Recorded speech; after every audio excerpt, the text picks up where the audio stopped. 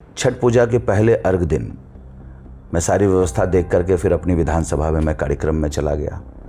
तो लगभग 7 साढ़े 7 बजे मेरे पास कॉल आता है कि सरकार का बैनर फाड़ दिया, जितने भी संस्थापक हैं, जो संस्था के सदस्य हैं, उसके साथ गाली गलौज मार पिटाई। एक असामाजिक तत्व वो शैलेश झा है, जो कल्पना झा का बेटा है, वो असामाजिक तत्व है। कितने केस हैं इसमें की है, मतलब हर तरह से वो निपुण है हर कला में।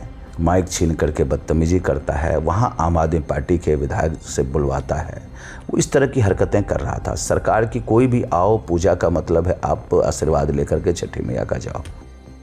हमेशा सुर्खियों में बने रहने वाले भारतीय जनता पार्टी के विधायक चंदन चौधरी जी इस वक्त हमारे साथ मौजूद हैं। और आपको बता दें कि जिस दिन छठ पूजा के अर्घ दिया जा रहा था, उस दिन देवली विधानसभा के एक छठ घाट पर एक घटना होती है। उस घटना में जो झगड़ा है वो काफ़ी ज़्यादा बढ़ जाता है। उस दौरान झगड़ा बढ़ने के बाद चंदन चौधरी जी वहाँ पर खुद पहुँचते हैं। इसके बाद काफ़ी विवाद होता है। पूरा विवाद क्या हुआ था, चंदन चौधरी जी से हम जान लेते हैं।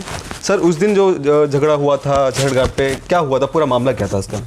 देखिए, इसको झगड़ा नहीं कहा जाएगा। मैं पूरी दिल्ली का छठ पूजा समिति का मेंबर हूँ। उस निमित्त पूरी दिल्ली में मैं बात कर रहा हूँ डीएम से, डीसीपी से, और सारी व्यवस्था बनाने के लिए हम काम कर रहे थे। और पूरे देवली विधानसभा, संगम विहार विधानसभा, बदरपुर, ओखला कहते हैं, कालका जी, तुगलकाबाद, सब में हमने सांसद जी के साथ विजिट करके सारी व्यवस्था बनाई। और सरकार की ओर से सारी व्यवस्था हुई और सरकार का सब जगह बैनर भी लगा। सरकार सब कुछ अच्छी तरह से व्यवस्था म्यूनिसिपैलिटी के द्वारा, दिल्ली गवर्नमेंट के द्वारा सारी व्यवस्था बनाई। उसी निमित्त इसमें देवली विधानसभा के अंदर एक संगम विहार ए वार्ड है, जिसमें नाड़ी बाबा मंदिर का छठ घाट है। वहाँ पर हम लोग हर साल पूजा करते थे।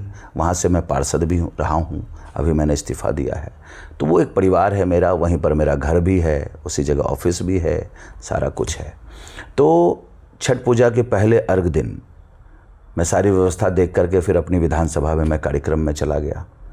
तो लगभग 7 साढ़े 7 बजे मेरे पास कॉल आता है कि सरकार का बैनर फाड़ दिया और जितने भी संस्थापक हैं, जो संस्था के सदस्य हैं, उसके साथ गाली गलौज मार पिटाई। एक असामाजिक तत्व वो शैलेश झा है, जो कल्पना झा का बेटा है, वो असामाजिक तत्व है। कितने केस हैं इसमें की है, मतलब हर तरह से वो निपुण है हर कला में।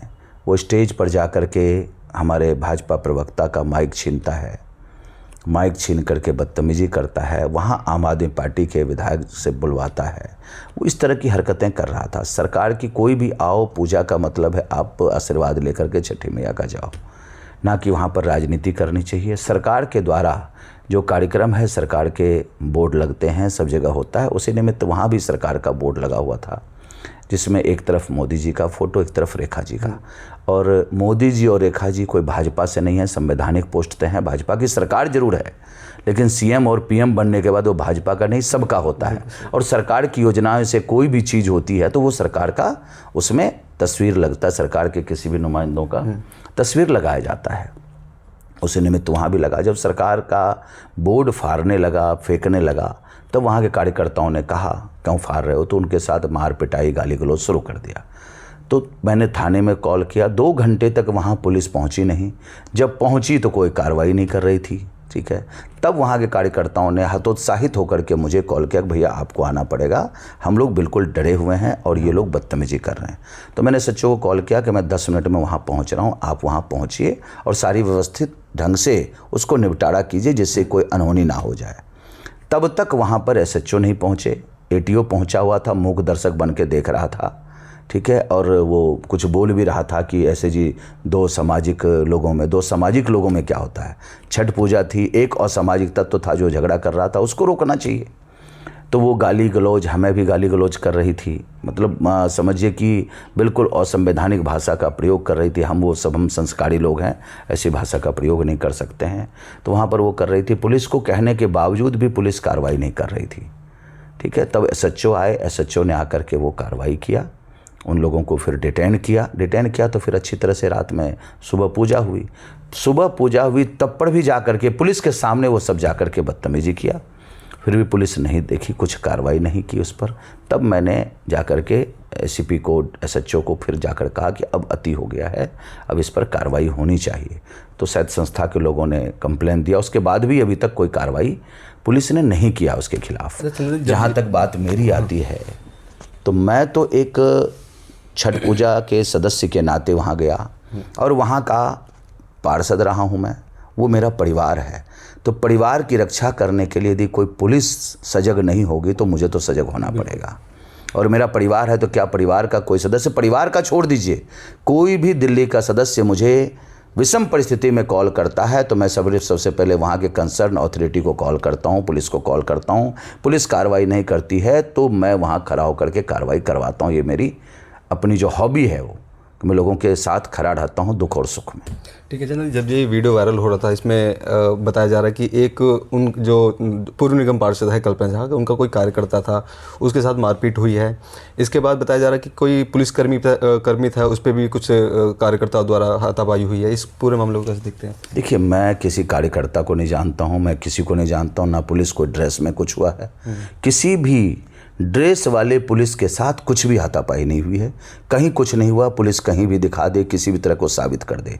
जहाँ तक किसका कार्यकर्ता कौन करता है मैं इसकी जानकारी, ये ज़रूर हुआ है कि जब मैं पुलिस को बोल रहा था तो झड़प जरूर हुई है, लेकिन तुरंत मैंने पुलिस को बोला कि ये सब हटाओ, ये सब चीज़ नहीं। अब कुछ लोगों को मैंने भी रोका, मैंने ये काम मत करो क्योंकि मैं यहाँ खड़ा हूँ और ये सब चीज़ होना नहीं चाहिए। तो सारे लोग बिल्कुल शांत हो गए और अच्छी तरह से फिर एसएचओ आकर के उसको ख़त्म किया उस झगड़े को। कल्पना झा का ये भी कहना है कि जिस दौरान झगड़ा हुआ था उस दौरान जब आपके कार्यकर्ता आए थे उसमें कुछ लोगों के पास पिस्टल थी, इस बात को कह रही हैं। देखो, कहने का तो कोई भी कुछ कह सकता है। वो तो ये भी कह सकती है कि हमारे पास हथियार था, सब कुछ था। वो तो कुछ भी कहने के लिए, कुछ भी आज़ाद है, लोग कहने के लिए कह सकते हैं। और वो लेडीज़ कुछ भी कह सकती है, उसको इंटरनेशनल पास मिला हुआ है, वो कुछ भी कह सकती है, उसको कोई रोक नहीं सकता है। इसलिए उसकी बातों पर मैं गौर नहीं करता हूँ।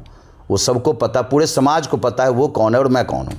प्रशासन से कुछ कहना चाहेंगे कि जिस तरह से माहौल बनाने की कोशिश की जा रही है, शिकायत भी दर्ज की जा रही है, किस तरह से जांच की जाए? देखिए, मैं प्रशासन से यही गुहार लगाता हूँ, रिक्वेस्ट कर रहा हूँ कि आप इसका निष्पक्ष जांच करके कार्रवाई करें। वहाँ के जो लोग हैं वो प्रताड़ित हो रहे हैं। कल भी पूरा दिन भर कम से कम 4 लोगों ने कंप्लेन दिया, जिसका प्रूफ है, व्हाट्सएप पर गाली देना, रिकॉर्डिंग उसके पास है, सब कुछ है, स्क्रीनशॉट है। उसका शैलेश झा कोई असामाजिक तत्व है, उसी का बेटा है।